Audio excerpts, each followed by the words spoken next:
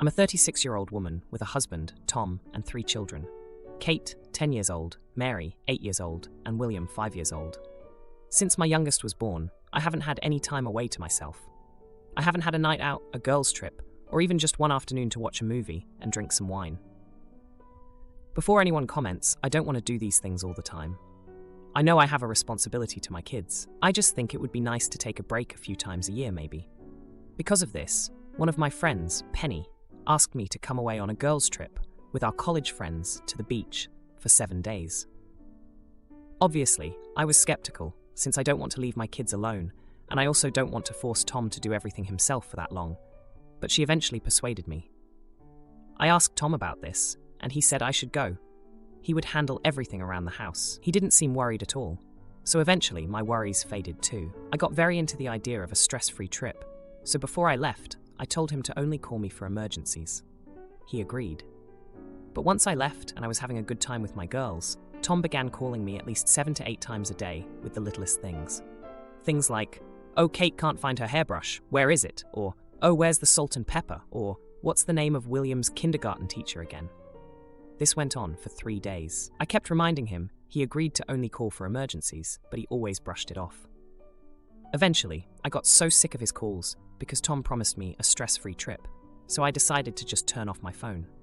But on the 5th day, Penny came up to me and said Tom called her and said I needed to come home immediately. Apparently, Mary was riding her bike and hit a rock and went flying off, and she broke her arm in several places.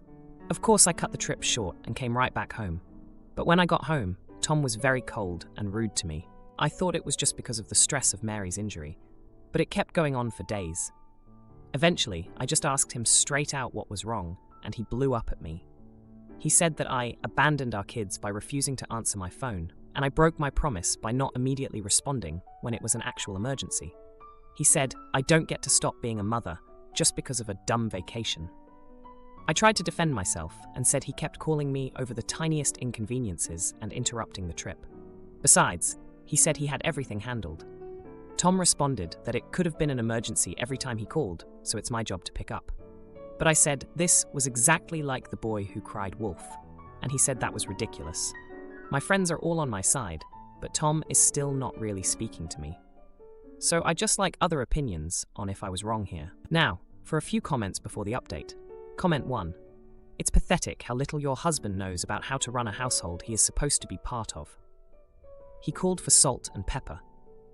He caused this with his incompetence and his persistent pestering. Maybe he is mad because he had a bit of a superiority complex, and your traveling revealed he is completely ineffectual. Not the idiot. You are owed a finish to that vacation with no nattering requests for information. Comment 2. I imagine that your husband, who is pretty much the AH here, did not really want you to go on a very well-deserved vacation, and those calls were to punish you in a petty and miserable way. This is a classic example of strategic incompetence. Anyway, not the idiot big time, and seeing that you say that it has been years since you had some you time, good luck. Now for the update. Hey everyone, thanks for all the comments on my last post. It's been a week since I got back from the trip, and let me tell you, it's been a mess. I thought things would have calmed down by now, but it's like every day there's a new surprise waiting for me. So, after Tom and I had that big fight, things got really quiet at home. Like too quiet.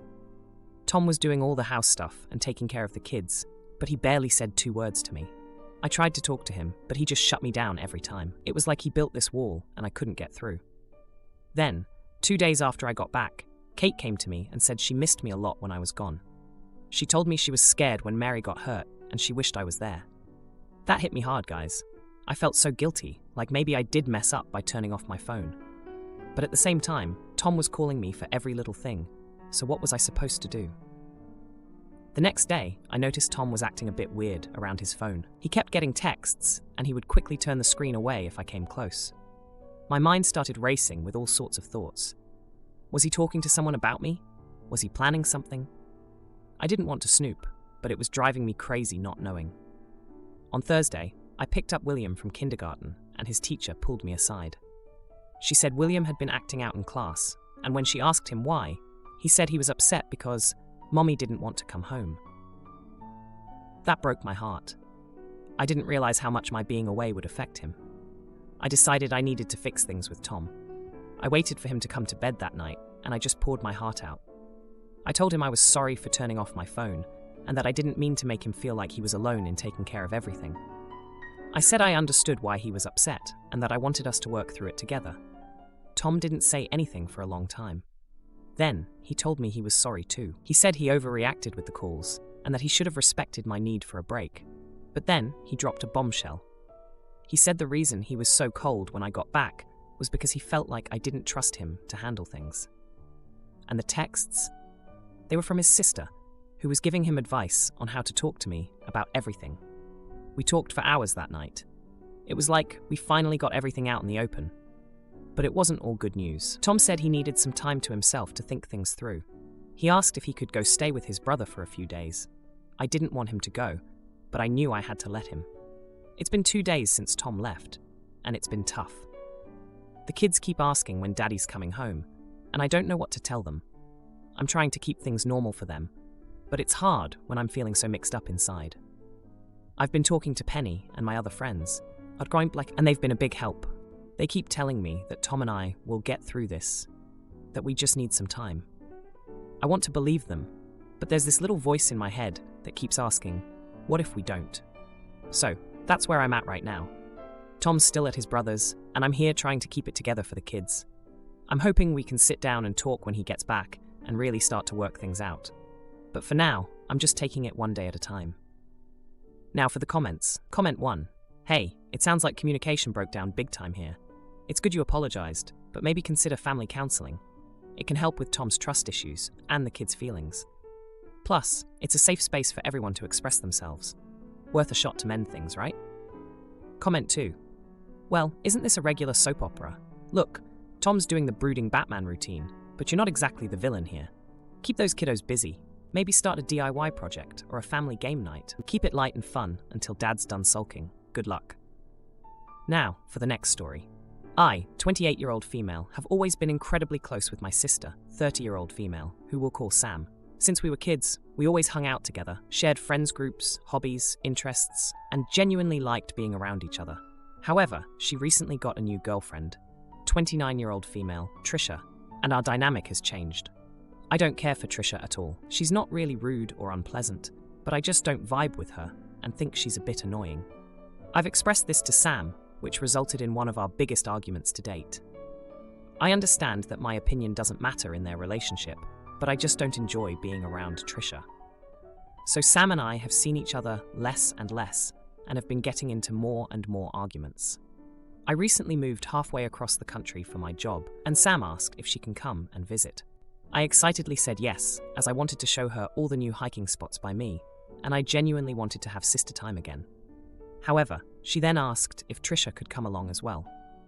I don't really have the space or means of hosting at my new place, and despite Sam saying they would happily sleep on the floor or the couch, I just really didn't want to be on while she was around. I told my sister I really just wanted it to be her and I hanging out and exploring this side of the country, and thus began another argument. Eventually I told her, either come alone or don't come at all, which I half assumed would put an end to the visitation plans. But later, she agreed she would come alone. Fast forward to when she was planning on visiting, I'm getting excited and have a whole plan for the week mapped out. Sam texts me when she leaves her place, and since I know it's a 15-hour drive, yes, she chose to take it straight through. She would be arriving at my place around 10 p.m. 10 p.m. rolls around, and she knocks at my door, and I open it up to both Sam and Trisha. I didn't even know what to say or do. I was so shocked. Both of them looked happy to see me, but I just couldn't understand what happened. Eventually, the anger and embarrassment caught up with me, and I refused to let them in. Things got a little heated and frustrating, and it resulted in me telling them angrily to find a motel somewhere or drive home. They both chose to get a motel, after many curse words and yelling, which is where they are right now. My family is furious with me for making them look for a motel so late at night, even though it's a pretty highly populated area with many options around. I'm quite embarrassed and worked up over the whole thing. But don't think I made the wrong move, considering I set my boundaries pretty clearly earlier. I feel like I might have overreacted, as I genuinely don't think Sam or Trisha will ever speak to me again. I just can't believe my entire relationship with my sister has come to such a screeching halt over a girlfriend she's had for just over a year. Am I the idiot? Now, for a few comments before the update. Comment 1. Not the idiot for setting boundaries and sticking to them. Your sister tried to pull a fast one on you and is now paying the price of a hotel room for it. Ultimately, however, you will need to decide if losing your sister is worth it. This relationship may or may not last, but the hurt you just caused will be something she remembers for a long time. If you want her in your life, you need to have a one-on-one with her and let her know how you felt when she lied about coming alone and also springing someone she knows you're not fond of on you and into your personal space. Comment 2. Not the idiot. I started reading this and it seemed you were kind of jealous, which is valid, but not exactly a valid reason to not suck it up. It's her girlfriend, not yours, etc. But now I think you downplayed your initial feelings.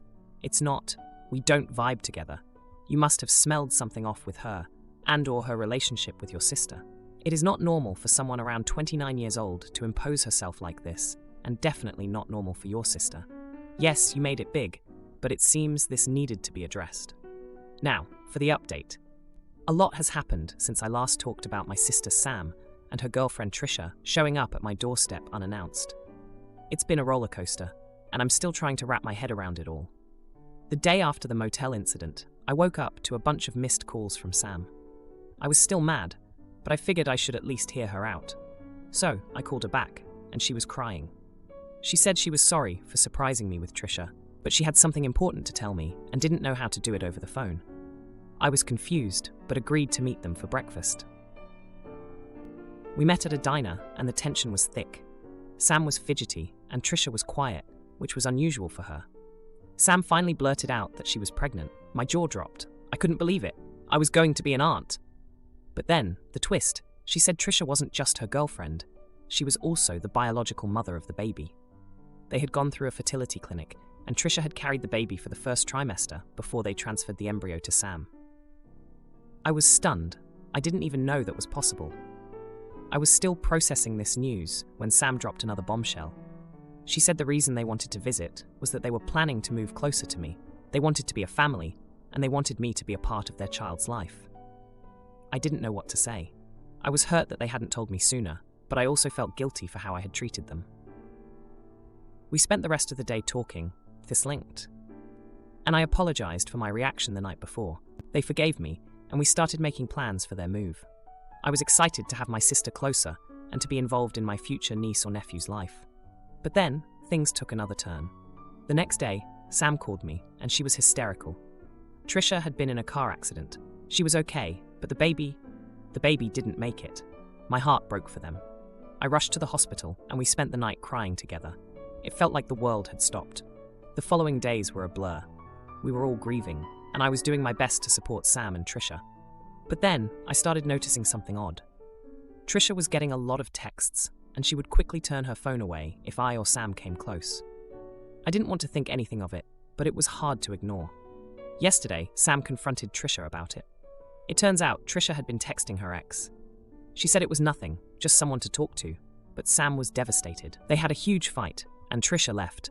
Sam was a mess, and I was there to pick up the pieces. I'm not sure where we go from here.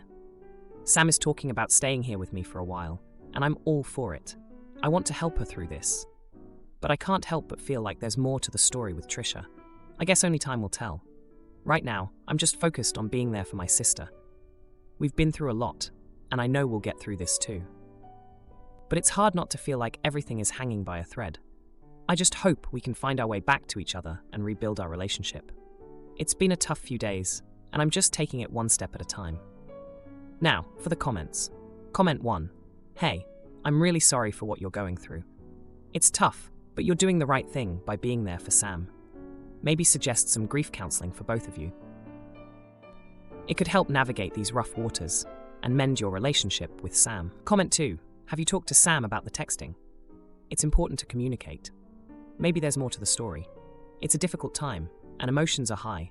Just be there for Sam, listen, and try to understand. Support is key, but don't forget to take care of yourself too. Now for the next story. A few days ago, my two younger stepsisters, ages 9 and 8, found my therapy journal in my room after my mom decided she wanted to do a deep clean of my stuff and clear out unwanted junk. Now, I'm not sure if I totally believe that. But basically, she recruited my stepsisters to help her out, and they went through my desk and found the journal and then read it, all while my mom was in the room. They became upset with what they read, and my mom then takes it off them and reads it too. I, 17 years old and female, was at my grandparents' since the previous day, and arrived home to them in the living room with the girls crying and my mom and stepfather glaring at me. Background. I started therapy at age 10 after my mom and stepfather married. 2 years prior, I had lost my dad to a heart condition, and my stepsister's mother also died, but the details around that have always been very secret. My mom told me just before the wedding that she and my stepfather were expecting me to be a good big sister to my stepsisters and to really take an interest in bonding with them because I was so much older. I told her they weren't my siblings and I didn't want to be their big sister. She and my stepfather then decided that I needed therapy, so I was sent to therapy. My therapist had me use the journal to figure out more of my feelings. Those were things like I resented my mom for expecting so much of me. I resented her for remarrying so fast after Dad died and only giving me 4 months to get to know her husband and never asking me what I thought of him before they got engaged. They were married within a few weeks of the engagement. I realized I didn't hate the girls, but was indifferent to them and had no interest in being their big sister. It also made me realize through the years of therapy that no point came where I would stay in their lives if my mom and her husband divorced. When my mom and my stepfather separated for a period of time, I was happy. All that stuff was in the journal, and I kept it because I still occasionally see my therapist. My stepsisters read a lot of the stuff about them. Between my stepfather telling them I had done all this stuff for them that I hadn't, like he bought them bracelets and said they were from me, etc., which I only found out that day, and apparently, and my lack of outright being cold to them, they thought I loved them and that we were sisters forever, no matter what. My mom and stepfather demanded that I apologize and make amends for the insensitive and mean-spirited things I wrote. They told me I needed to take accountability for what I wrote in that journal and for feeling that way. Once the girls were out of the room, I told them it was not my fault, and if anyone was to blame, it was Mom for inviting them to look through stuff in my room and then not watching them, if that's actually how things went down. They told me to take accountability for my actions, and by claiming it's all on my mom, it shows I am an immature little girl. Am I the idiot? Now, for a few comments before the update. Comment 1. Not the idiot. They violated your privacy and read things that you wanted to get out of your head and on paper. What you were feeling at those moments in time might not be as true now. But that's how you work through them. You should not have that held over your head, and I wish they would have been open to having a constructive conversation regarding what you are feeling. Comment 2. Not the idiot. Can you call your grandparents to come get you?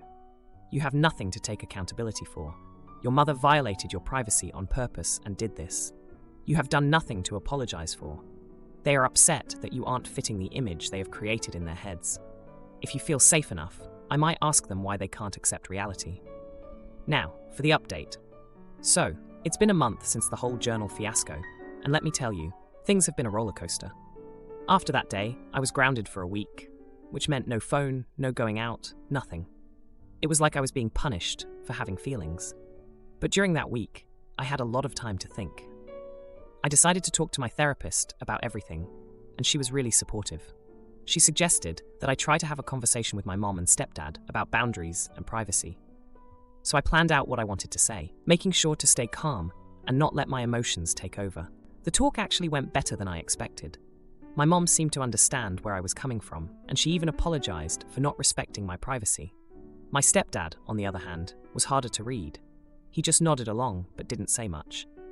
I thought maybe we were making progress. But then, a few days later, I overheard my stepdad talking to someone on the phone. He was saying how he thought therapy was making me too sensitive, and that I needed to toughen up. It felt like a punch in the gut. All that talk about understanding and respect, and here he was, dismissing my feelings again.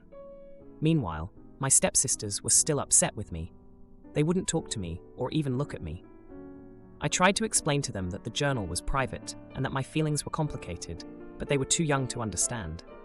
It hurt because even though I never saw them as my sisters, I never wanted to hurt them. Things at home were tense. My mom was trying to play peacemaker, but it was clear she was stuck between me and my stepdad. She started acting all weird around me, like she was walking on eggshells. It was like she was scared to upset me more, but also scared to side with me against my stepdad. One day, I came home from school and found my mom in tears. She said she and my stepdad had a huge fight about me and the journal.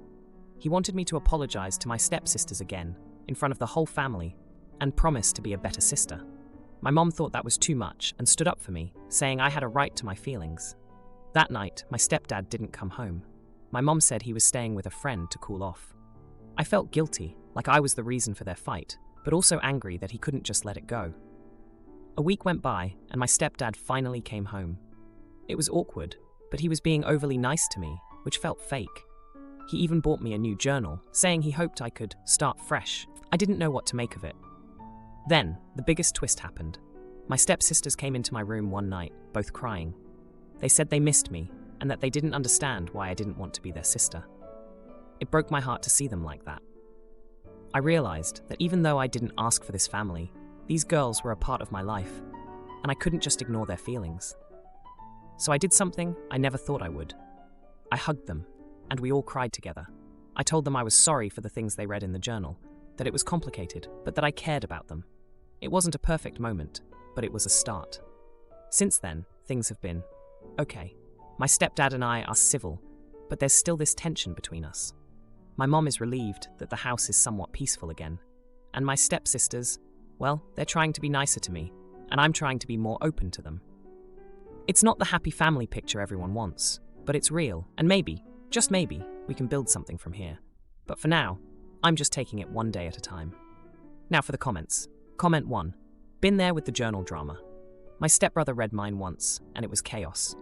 It's tough, but talking it out like you did really helps. Props to your mom for backing you up.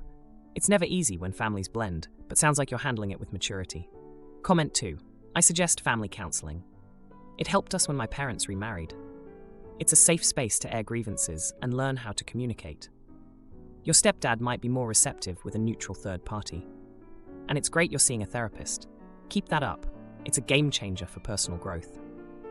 If you like this video, you'll probably like these too. Also, while you're here, please consider subscribing. It's your support that keeps this channel alive and allows me to make better and longer videos. Have a great day.